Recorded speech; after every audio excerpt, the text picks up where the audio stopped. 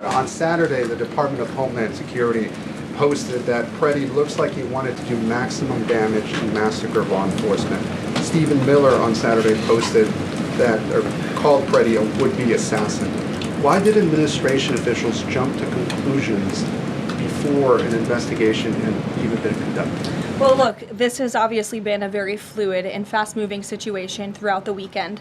As for President Trump, whom I speak for, he has said that he wants to let the investigation continue and let the facts lead in this case. Will Stephen Miller be apologising to the family of Alex Pretti for calling him, quotes, an assassin who tried to murder federal agents, despite the fact that, as you say, this is still under investigation? Look, again, this incident remains under investigation, and nobody here at the White House, including the President of the United States, wants to see Americans hurt or killed and losing their lives in American streets. And we mourn for the parents. As a mother myself, of course, I cannot imagine the loss of life, especially losing one's child.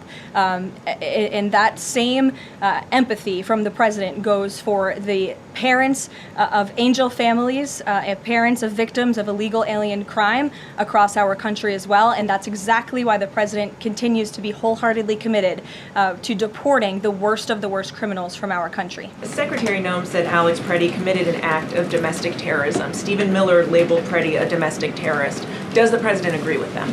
Look, as I've said, I have not heard the President characterize Mr. Pretti in that way. However, I have heard the President say he wants to let the facts in the investigation lead itself. People like Stephen Miller, as people point out, calling him a domestic terrorist, but saying that Pretti was out to massacre law enforcement.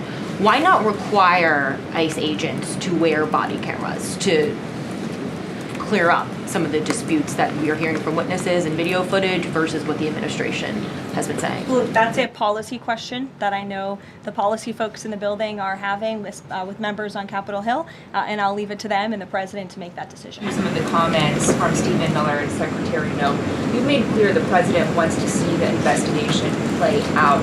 When answering some of the questions on the specific details, is he concerned that some of those definitive statements made by other officials risks public perception of the credibility of those investigations now playing out?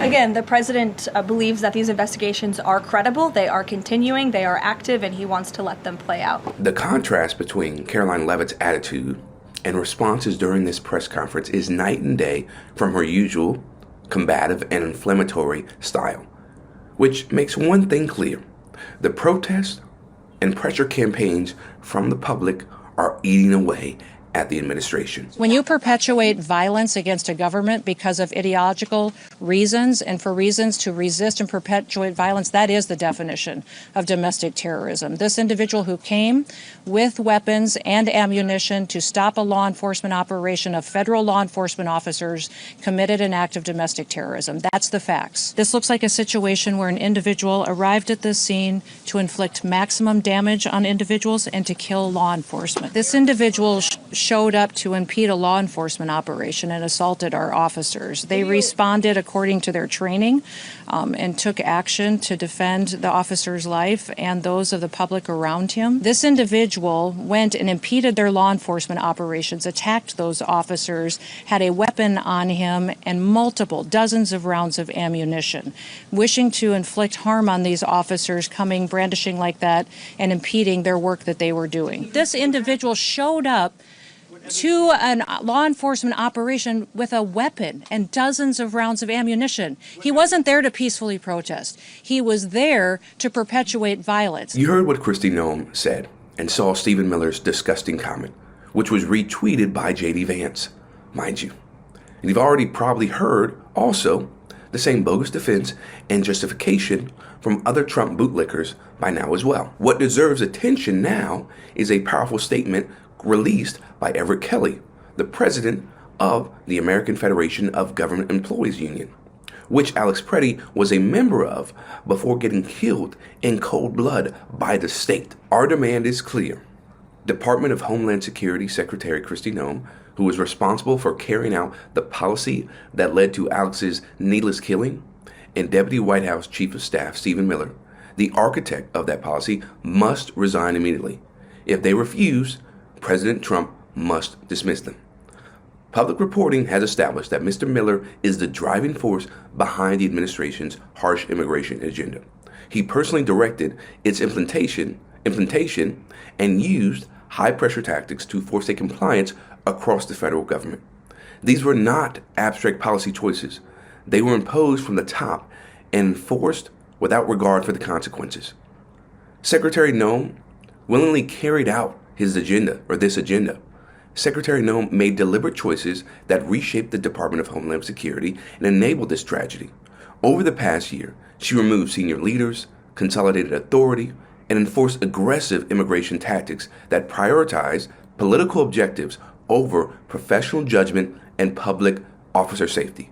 Those choices created the conditions that led directly to this tragedy. They didn't pull back any punches, okay? They were direct and went straight at the people who are responsible for this. Kristi Noem, Stephen Miller, I really love that they highlighted how Stephen Miller is the architect of this, because people can point to, the Trump administration or Trump himself, but Stephen Miller is the brains behind all of this operation. So I love how they detailed and laid out everything, and how the reason we're in this position, the reason we saw another member of America, another citizen killed in cold blood by the state, is because of these actions by Stephen Miller and Kristi Noem. The policy choices, everything, it's all strategic. And then the fact that they were like, yo, they got to resign, or if they don't, then Trump got to dismiss them. At least it's putting out there the pressure that they have to be held accountable and that they shouldn't be holding their jobs. Who knows if it will do anything, but it is a statement that is not lacking in courage or gumption, right? It is going straight to the people responsible for these measures, for why we are in the place we are in. I believe it's very encouraging to see a statement like this from such a powerful labor union, especially in the context of a successful strike in Minneapolis, as well as renewed calls for a nationwide general strike to combat Trump's fascism, because it lets people know that, it's not just citizens who are fed up and calling, Trump out and his bootlickers. No, it's unions that have a lot of power and a lot of say as well. These organizations, they're fed up, and they are not going to craft, like some people, safe statements that tiptoe around the issue. No, they're going direct to the people responsible for why we're in the place we are when it comes to these tactics by ICE and their whole philosophy on immigration and how they're going to try to stop it. I was like, yo, Stephen Miller, Kristi Noem, yeah, we coming for you. Y'all better resign. This is what you did. It's documented, and we're not going to apologize for it. So I love that. I love that. And we need more of it, especially from Democrats who are not going to be afraid to say what needs to be said. I'm just heartbroken and devastated and angry at Alex Pretti's death, because it didn't have to be this way. He should still be living. His prize, his reward for defending a woman against ICE is to be killed in cold blood when all he was doing was protecting her and then recording them to document their atrocities? Okay. And again, this isn't new. Okay? We've seen state-sanctioned violence for so many years, right? Especially with Black Americans. But it's like, yo, is anybody going to be held accountable? Is this all going to be swept under the rug? Like, how do we get out of this place where we see these tragedies more and more? And there are other tragedies that happen, right, off camera, where there isn't video, and then you have federal law enforcement giving these false narratives that aren't actually true. So I really hope that we don't have to deal with more tragedies like this, like Renee Good, like Keith Porter, and so many others. But I hope people understand the power is in the people. We outnumber the government officials. So we got to put the pressure on them through different measures. Because I don't know what the Democrats, are the Democrats going to do anything? Are they going to actually have a backbone, have a spine, Or are they going to continue to allow the establishment to continue doing what they're doing and make these performative remarks or these empty remarks that have no substance to them at the end of the day? Rebel HQ, I'm Chris Williamson. We'll see you next time.